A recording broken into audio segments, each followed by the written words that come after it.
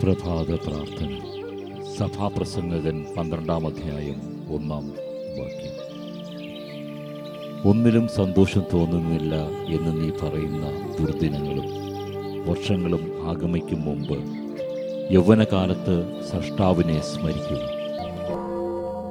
കർത്താവേ, ഈ ലോകത്തിലേക്ക് അങ്ങേ മനസ്സിലുള്ള എന്നെക്കുറിച്ചുള്ള പദ്ധതി അന്വർത്ഥമാക്കിക്കൊണ്ട് ഉറവിടത്തിലേക്ക് ദൈവത്തിങ്കിലേക്ക് തിരിച്ചു പോവുക എന്ന ലക്ഷ്യവുമായി എന്നെ അയച്ച കർത്താവേ, ഉറവിടത്തിലേക്ക് തിരിച്ചു പോകത്തക്ക രീതിയിൽ എൻ്റെ ഹൃദയത്തെ, മനസ്സിനെ, ആത്മാവിനെ രൂപപ്പെടുത്തുന്നതിന് ഈ പുതിയ ദിനം എനിക്ക് ദാനമായി നൽകിയതിനെ ഓർത്ത് അങ്ങേക്ക് സ്തുതിയും ആരാധനയും മഹത്വവും ഉണ്ടായിരിക്കട്ടെ.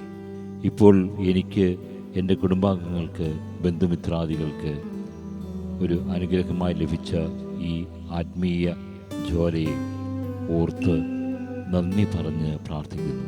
ഇതുപോലെ അവസരം എനിക്ക് ലഭിക്കും എന്ന ബോധ്യം ഓരോ നിമിഷവും എൻ്റെ ഉള്ളിൽ ഉജ്ജ്വലിപ്പിക്കണമേ.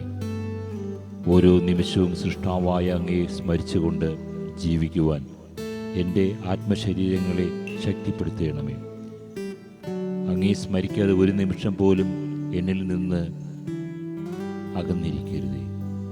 അങ്ങേ കൃപ എൻ്റെ മേൽ എന്നും എപ്പോഴും ഉണ്ടാകട്ടെ. ഞങ്ങളുടെ പ്രവൃത്തികൾ നന്മയുടെ പ്രവൃത്തികളായി പരിലസിക്കട്ടെ. അവ എന്നിൽ എന്നും എപ്പോഴും ജ്വാലയായി പുറപ്പെടട്ടെ. ആമേൻ. വിശുദ്ധരുടെ മൊഴിമുത്തുകൾ. വിശുദ്ധ അൽഫോൺസ് ലിഗോരി. ദൈവത്തെ ആത്മാർത്ഥമായി സ്നേഹിക്കുവാൻ ആഗ്രഹിക്കുന്നവർക്ക് മറയപ്പെട്ടതും കീർത്തിയേറ്റതുമായ ജീവിതം വലിയ സുരക്ഷിതത്വം നൽകും.